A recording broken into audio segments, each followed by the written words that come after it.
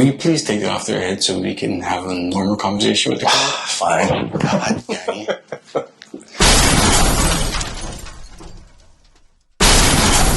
What's up, guys? Welcome back to round 2 of That Dojo Life. So here with me, I have Jeremy. He's actually one of the students here and an instructor, over here with our the Jiu Jitsu School K team. Jeremy, tell me a little bit about yourself and your background in martial arts. Oh, well, hi, I'm Jeremy. I've been doing martial arts for a little over 16 years now. I think I started off with karate when I was younger.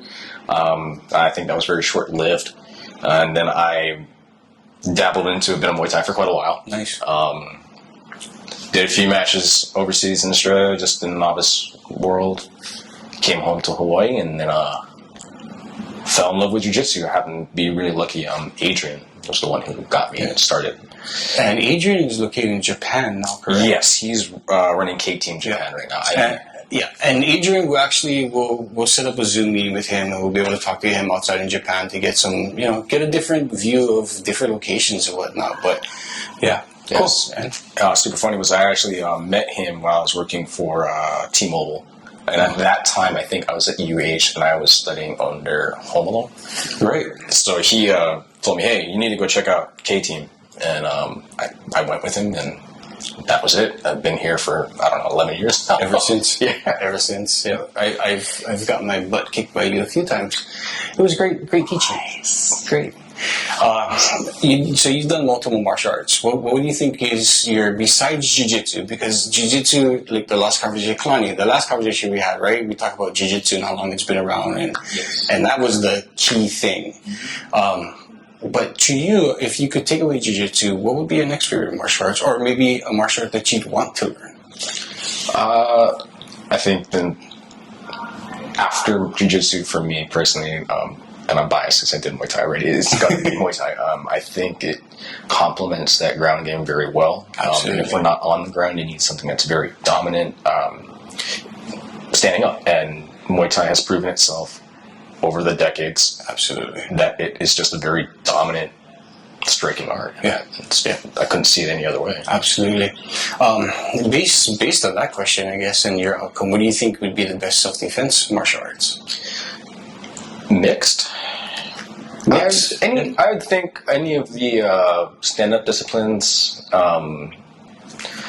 like just the sweet science boxing, Muay Thai, various forms of karate, even Taekwondo has got some amazing stand-up legs-wise. I would not want to get kicked in the face by them 3 times. Yeah. But yeah, that's definitely jiu-jitsu, wrestling. And how wrestling can very much complement jiu-jitsu very well. Mm-hmm. How about judo? Oh yeah, sorry. Yeah, I shouldn't have left that out. Yeah, that's definitely one martial art I don't ever want to run to the street with. Yeah, getting thrown on the mat is one thing. Getting thrown on the concrete is another ball. Hey, I gotta get to the floor. They're definitely gonna see me. Yeah. So no, thank you. This is true. So for our podcast, we talk a lot about That Dojo Life. Our webpage is based on the same thing. To us, we believe that Dojo Life is a type of lifestyle. But what does That Dojo Life mean to you? I guess That Dojo Life to me is it's everything. It's much like any martial art that we do. We develop habits, disciplines, and we don't just do it or keep those disciplines in that martial art alone. We carry it over to the various other parts of our lives. How we train is how we fight, and how we train is also how we conduct our lives. Absolutely. You're more disciplined in different areas, and I think developing that over time and becoming better people, or better individuals, if you will, is what That Dojo Life is about, at least for me personally. Yeah, absolutely. Self-development. I think a lot of things that we covered was, for us, and the reason for the podcast was to kind of help newbies get started too, as well. Like anything else, when you first walked into Homolo's, his jiu-jitsu, his school and whatnot, was it easy for you to start that martial art, or were you kind of intimidated by getting on the mat, not knowing?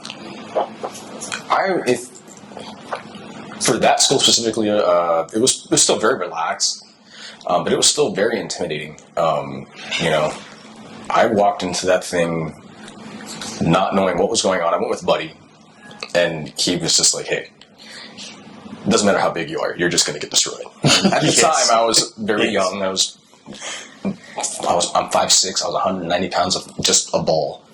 And I went to this jiu-jitsu school, and this kid, little tiny, I think, Asian guy, just in a gi, maybe soaking with 130, wrapped me up like a pretzel, and there was nothing, it was scary. Yeah. It just, like, this not, to me at that time, being Sanchinias, this is not supposed to work this way. Yep. I was so lost in my train of thought, like, how, the outcome of this was supposed to be. Yep. And I was totally wrong. But don't get me wrong. Walking into it, yes, I was intimidated, but once that happened, I realized this is real. This is what I needed, and this is what I want for the rest of my life. Remember John Hamill? Yes. So he was a student here at K-Team as well for a long time. He left Hawaii, he moved away, and he's been training and just smashing everybody. He was doing very, very well. But that was the first student I went in when I came into K-Team Jiu-Jitsu. I came out of a fight school, which was a mixed martial arts with, ground and pound, MMA kind of thing. And I came to K-Team thinking that I knew what I was doing. John Hamill was a kid. I think he was probably about maybe 14, and he was probably 90 pounds soaking wet. And I remember at that time, Mark was the instructor. He made me go with John Hamill, and I looked at him and I thought, bro, come on, And same thing like you, man. I got wrapped up in a pretzel. Before I even get there, I remember he had a kettle pea glued to his gi. And I thought to myself, like, why, But, I went with him, and he smashed me, choking me out within the 30 seconds, and I realized that this is the art for me. Yep. And I think jiu-jitsu is just that. You can't judge the book by its cover. Exactly that. I mean, I'm sure everybody at every other gym has a John Hamill. Whoever they are. There was that one guy you went to and was like, I am going to have a field day. No, you not. You were the field day. You were the field day, exactly. And John, if you ever see this, man, I really do appreciate if you comment and you jump on board and you bring it up, man. I think it'd be great to hear from you again. I forgot how old he was because when I got in, I think he was on his way out. He was still young, though. Yeah, he was in his young teens, I think. Yeah. And he just taken the Pan Ams. Yeah. I think that's the last thing I remember. After I got lickings from him, I didn't want to talk to him anymore. It was very embarrassing. Yeah, it's like when I got him, he was on his way. I think I rolled him maybe once or twice. Got the shoulder. It's like, okay. Rewind. Yeah, he was a work of art, man. I think he was like they matched him being close to a Helsing Gracie by the way he moved, how flexible he was, and all of that. So I think that's a great compliment for him. So yeah. But since we're on that conversation of young kids, younger generations, let me ask you this, and this will probably be our final question for the night. How do you feel about kids joining martial arts? Do you think it makes them? Do you think they're more prone to violence with martial arts? No, I think a lot of people have the concept of, if I put my child in a martial art, they're going to be that bully. They're going to, their attitude's not adjusted to it yet, or whatever. I need him to grow up. I need him to be more disciplined, not yet. Or you put him in there, but disciplined, and you're still worried he's not coming out the way. Mm-hmm. You give it time. Martial arts, more specifically jiu-jitsu, has a way of changing a person. It will humble you. Yes. Old, young, you will get your piece of humble pie given to you time and time again, and you eat it regularly to the point where it's just a staple. Yeah. But it changes you, and it helps you grow up, and it weeds out those who can't adjust. Those who don't deal well under pressure, don't know how to make those decisions straight away. You will either learn to, or you will just quit. And I think that's one of the most beautiful things about jiu-jitsu, is that we were saying a lot of great people, and the community itself is just a reflection of how great that is. Yeah, absolutely. I think you hit a point, and I think too, one thing that makes your school, K-Team, where you're at, the strongest part is the camaraderie. Yeah. I think that goes for everybody. Everyone has, you walk into a gym, you know immediately, okay, this is, to relax, to discipline, whatever it may be. Jiu-jitsu classes come in various forms, right? There's extremely disciplined and the very laid back style. But once you find that and you're in there, the people are still the same. There's still going to be those people who have had their fair share of humble pie who know how to dish it out, know how to receive it, and they'll help you get on the way. And then that just builds that amazing camaraderie. It's just something about sweating, bleeding, and crying with a bunch of men, and women, mind you, women and men in pajamas or in rash guards that just brings you so close together.